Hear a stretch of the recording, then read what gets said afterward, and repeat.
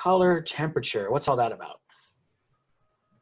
So that's the warm versus cool, basically. So your warm tones, yellows, reds, oranges, deep wood tones, versus your cooler colors, which are greens, blues, whites versus blacks. Blacks, right. So this is a perfect example that's on there now. You have the deep, warm brown cabinetry in the first pick there with the dark countertops. Yeah. There's a little bit of coolness added in the accessories and the backsplash.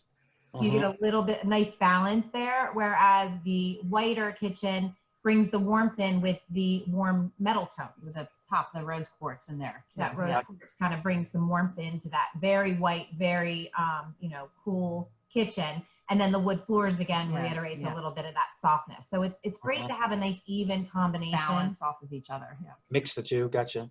Yeah, if that was all white, if that had a stainless steel hood and with glass, it would feel very cold. It could feel very cold and sterile. Right.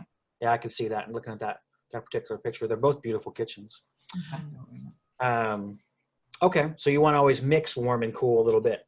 I believe so. I mean, there's some people that just, want to go straight on, but again, I think it exudes the feeling of it just feels cold. You don't feel comfortable in that room as much as you would if you have that pop of warmth in that cool room. It's harmonious. Yeah. It's more harmonious. It just make, even in the white kitchen, that little bit of orange and the little bit of green, just with the oranges on the table, it offsets it and it brings another element in. So in the cool case, the beauty is the simplicity, and then the warmths just kind of highlight that in a nice way. Gotcha.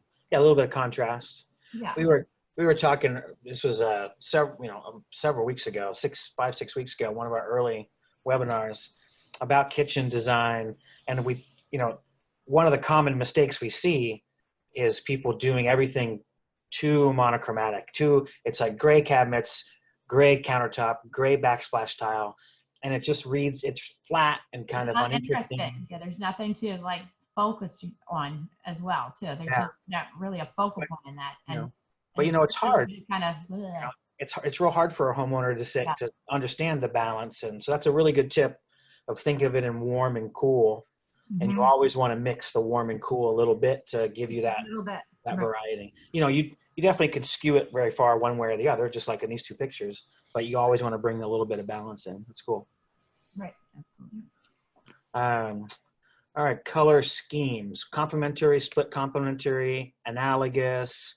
Where are we getting these color schemes from?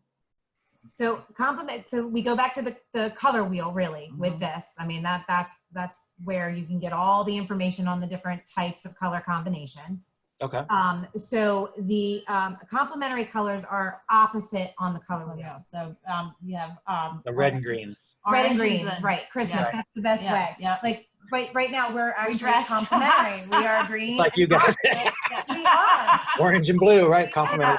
And if we're really getting into it, we are orange, blue, and green. So we're analogous as well. Triadic. Yeah. That's right. Triadic. Sorry. So we purposely did that today. Oh, very nice. Play with the colors a little.